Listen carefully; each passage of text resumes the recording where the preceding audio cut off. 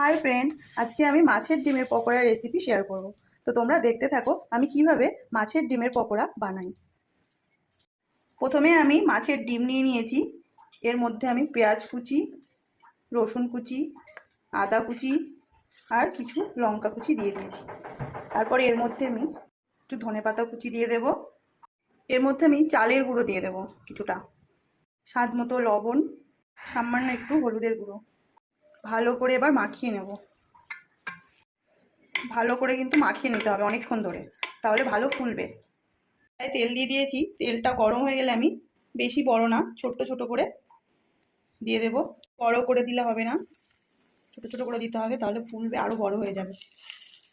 লাল লাল করে ভেজে তুলে নিতে হবে। দেখো লাল লাল করে ভেজে তুলে নিয়েছি। আমার রেডি হয়ে গেছে মাছের ডিমের পকোড়া। তোমরাও কিন্তু এভাবে ট্রাই করতে পারো, খেতে কিন্তু খুব সুন্দর লাগে।